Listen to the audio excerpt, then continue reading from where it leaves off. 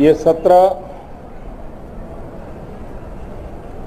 मौसम से तो जुड़ा हुआ है।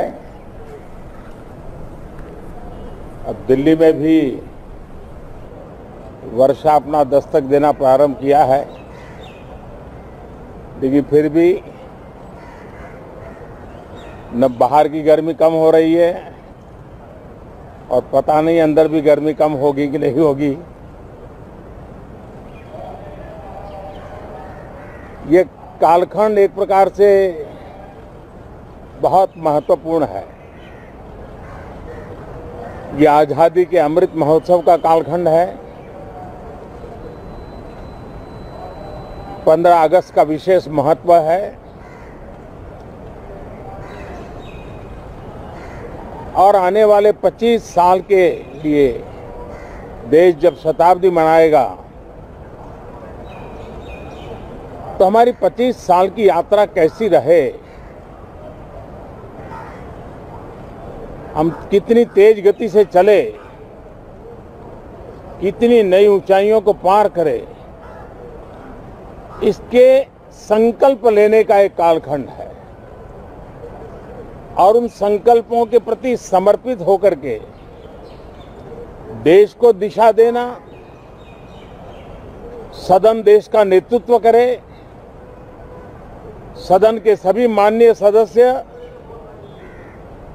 राष्ट्र में नई ऊर्जा भरने के लिए निमित्त बने, उस अर्थ में यह सत्र भी बहुत महत्वपूर्ण है।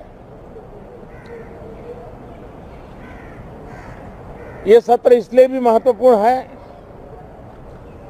कि इसी समय राष्ट्रपति पद और उपराष्ट्रपति पद के चुनाव हो रहे हैं। आज मतदान भी हो रहा है और इसी कालखंड में देश को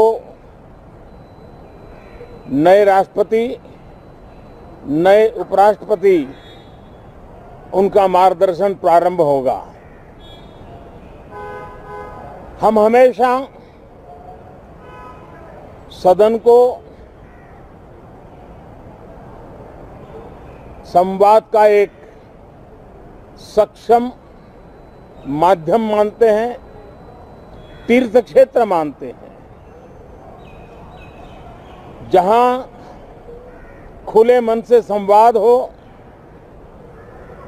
जरूरत पड़े तो वाद विवाद हो, आलोचना भी हो, बहुत उत्तम प्रकार का एनालिसिस करके चीजों का बारीकियों से विश्लेषण हो, ताकि नीति और निर्णयों में बहुत ही सकारात्मक योगदान हो सके। मैं सभी आदरणीय सांसदों से यही आग्रह करूंगा कि गहन चिंतन, गहन चर्चा, उत्तम चर्चा और सदन को हम जितना ज्यादा प्रोडक्टिव बना सके, सदन को जितना ज्यादा फ्रूटफुल बना सके, उसलिए सबका सहयोग हो और सबके प्रयास से ही लोकतंत्र चलता है, सबके प्रयास से ही सदन चलता है, सबके प्रयास से ही सदन उत्तम निर्णय करता है।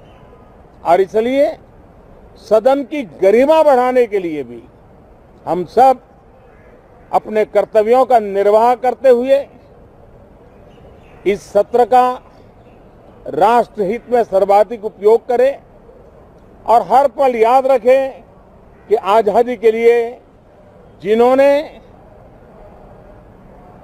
अपनी जवानी खपा दी, अपना जीवन खपा दिया, जिंदगी जेलों में काटी, कुछ ने शहादत स्वीकार की,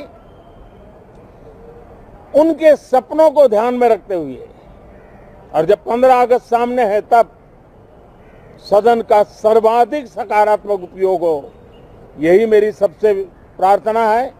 आप सबका भी बहुत बहुत धन्यवाद।